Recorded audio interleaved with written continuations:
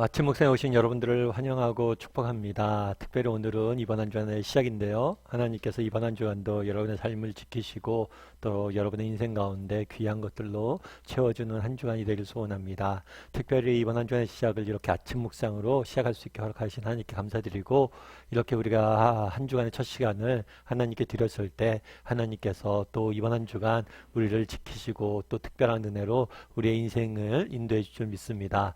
오늘은 아들들이 되게 하셨으니 라는 제목을 가지고 에베소서 1장 5절부터 6절까지 말씀을 살펴봤으면 좋겠습니다. 우리 5절과 6절 말씀 같이 한번 읽어볼까요? 같이 읽도록 하겠습니다.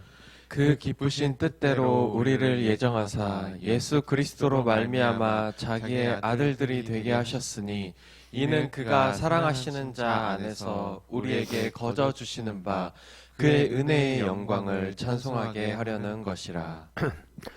저희가 계속해서 에베소서 1장을 살펴보고 있는데, 바울은 우리가 하늘에 신령한 복을 받았다라고 이야기를 하죠.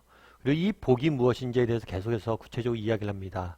첫 번째로 우리가 받은 복은 뭐냐면 선택이에요. 선택. 지난주에 살펴본 것처럼 하나님께서 우리를 선택하셨다는 사실, 이것보다 귀한 복은 없다는 거죠. 그리고 두 번째로 우리가 받은 복은 뭐냐?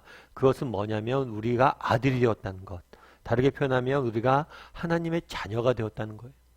바울이 그날을 감옥에 갇혀 있었습니다. 그럼에도 불구하고 정말 그 가슴 가득히 찬송하리로다 외쳤던 이유가 있어요. 정말 우리 함께 기뻐하고 할렐루야, 정말 우리 즐거워하자 이야기했던 이유가 있어요. 그 이유는 뭐예요? 바로 우리가 하나님의 자녀가 되었다는 거죠. 그래서 5절과 6절에 보면 하나님께서 우리를 자녀 삼으셨다는 사실에 대해서 자세히 설명하고 있습니다. 특별히 몇 가지 요소에 대해 설명하고 있는데, 먼저 우리를 자녀 삼으신 동기예요. 동기. 동기는 뭐냐면 하나님의 뜻으로 되었다라고 했죠. 그것은 하나님의 의지로, 하나님이 의지로 되었다고 그랬어요. 그런데 뭐라고 표현되냐면 기쁘신 뜻에 따라 되었다라고 이야기를 합니다. 다르게 말하면 뭐냐면 하나님께서 하나님의 의지로 우리를 선택하셨는데 그게 기뻤다는 거예요. 이유는 다 알 수 없어요.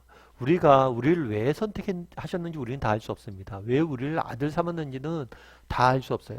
하지만 뭘 알 수가 있어요? 하나님께서 그냥 기뻤다는 거예요. 그게 우리를 아들 삼은 게 기뻐서, 즐거워서 우리를 아들 삼았다는 거죠. 그런데 또 뭐라고 되어 있냐면 그 기쁘신 뜻대로 우리를 예정하사, 그러니까 우리를 자녀 삼았는데 이게 우연히 일어난 일이 아니란 거예요. 하나님의 계획 가운데, 하나님의 뜻 가운데 이 모든 것이 이루어졌다는 거죠. 특별히 우리를 자녀 삼으실 때 어떤 방법을 통해 삼았냐? 예수 그리스도로 말미암아. 이건 방법이에요. 동기가 기쁨이라면 방법은 뭐예요? 예수 그리스도로 말미암아. 예수님을 통해서. 그런데 우리가 자녀 삼는 거랑 예수님을 통해서랑 어떤 관계가 있을까? 이것을 신학적으로 뭐라고 이야기하냐면 자리 바꿈이라고 그래요. 자리 바꿈. 뭐가 자리 바꿈이냐? 원래 예수님께서 누구의 아들이에요? 하나님의 아들이죠. 그리고 예수님께서는 의인이에요. 그럼 우리는 누구예요? 우리는 죄인이에요. 그리고 성경에서 우리는 누구라고 표현하고 있어요? 하나님의 원수예요. 정말 하나님의 자리를 탐했던, 하나님을 배신하고 떠났던 그런 인간은 하나님을 모욕하면서 하나님을 배신하고 떠났던 사람이죠. 인간이 누구예요? 하나님의 아들인 예수님을 십자가에 못 박은 자들이죠. 그런 원수와 아들이라고 표현합니다. 그런데 뭘 했냐면 하나님의 아들이신 예수님께서 누구의 자리에 가신 거예요? 우리 인간의 자리, 죄인의 자리인, 원수의 자리인 가시고, 죄인이었고 원수였던 우리를 어디에 옮겨놓은 거예요? 하나님의 아들의 자리에 옮겨놓은 거예요. 이게 자리 바꿈이에요. 예수님께서 죄인의 자리에 서심으로 우리가 의인의 자리에 설 수 있었고 아들의 자리에 될 수 있었던 거예요. 참 이게 놀라운 거죠. 그래서 하나님께서 우리를 자녀 삼으셨습니다. 자녀 삼았는데 어떻게 자녀 삼으셨어요?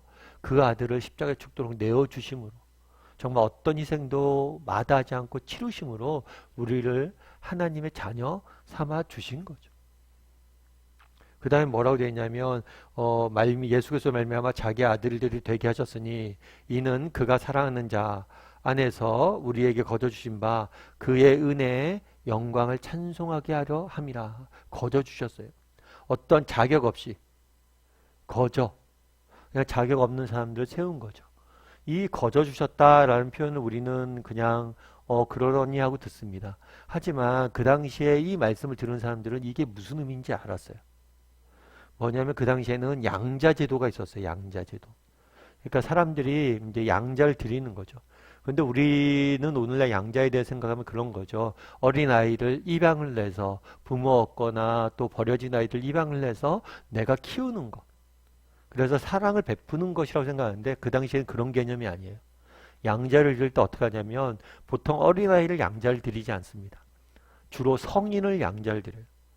그러니까 뭐냐면 내가 이렇게 어느 정도 자리를 잡았잖아요. 자리를 잡고 어느 정도 내가 성과를 이루었어요. 그럼 내 후계자를 정할 때, 우리 후계자를 정할 때 내 자식 중에서 후계자를 정할 수 있어요. 근데 자식이 마음에 안 들어요. 그건 뭘 하냐면 양자를 드려요.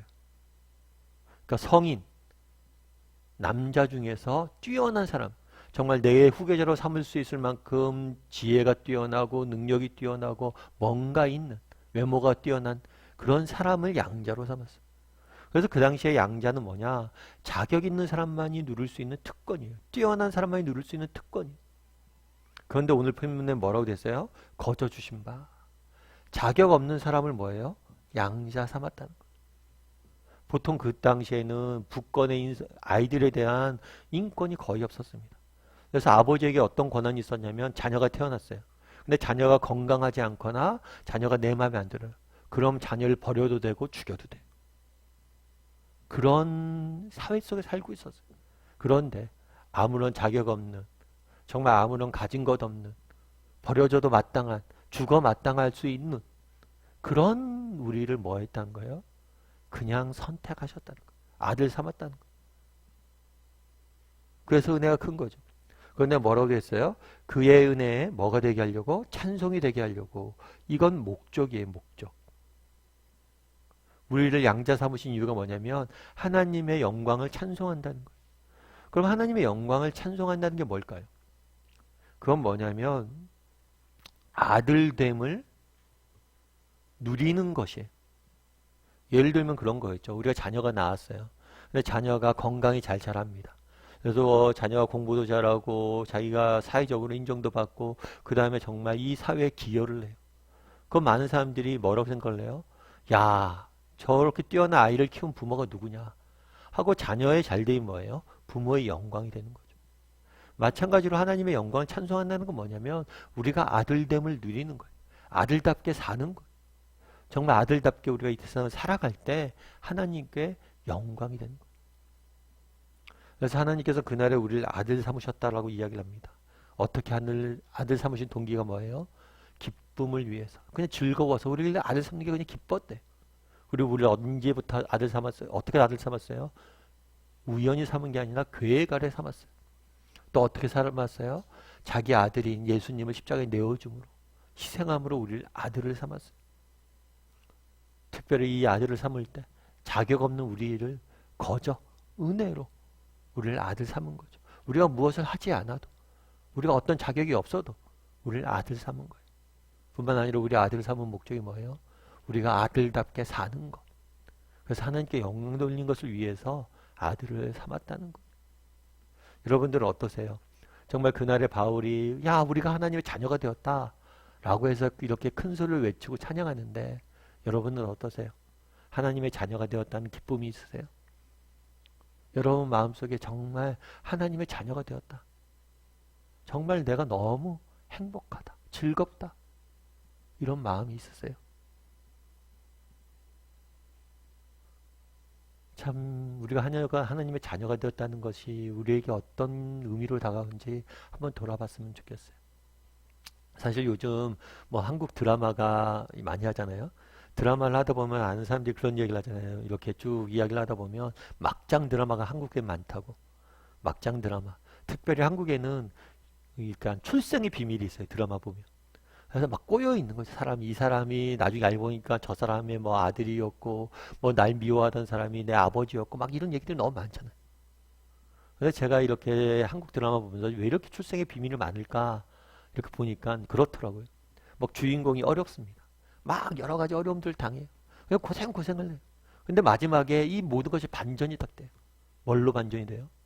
출생의 비밀로 반전이 되죠. 정말 누구의 자녀이냐에 따라서 모든 게 인생이 결정된다는 거예요.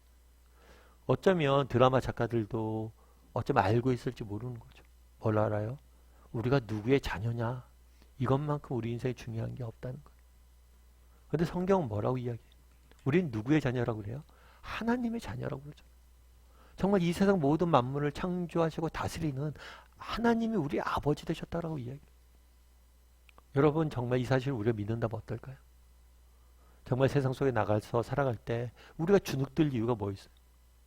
여러분이 만약에 여러분 아버지가 삼성 회장이라고 생각해 보십시오. 여러분들 주눅들 이유가 있겠습니까? 직장 내에서 우리가 주눅들 이유가 있어요? 그런데 우리는 하나님의 아들이잖아요. 정말 나는 하나님의 아들이라는 사실, 자녀가 되었다는 사실에 대해서 정말 믿고 있는지, 정말 믿는다면 내 삶에 어떤 변화가 일어나는지 돌아봤으면 좋겠어요. 그리고 우리도 정말 바울처럼 이렇게 하나님의 자녀가 되었다는 사실만으로 정말 기쁘다, 찬송하자 이야기할 수 있는 사람들이었으면 좋겠습니다. 이번 주간에 오늘 또 하루의 시작이잖아요. 이번 한 주간 우리가 누구인지 기억했으면 좋겠어요. 우리는 누구예요? 우리는 하나님의 아들이에요. 하나님은 우리의 아버지 되세요. 이 사실을 믿고 정말 그 하나님을 바라보며 또 믿음의 길을 한 걸음 한 걸음 이번 한 주간 걸어가는 한 주간이 되기를 주님의 이름으로 소원합니다.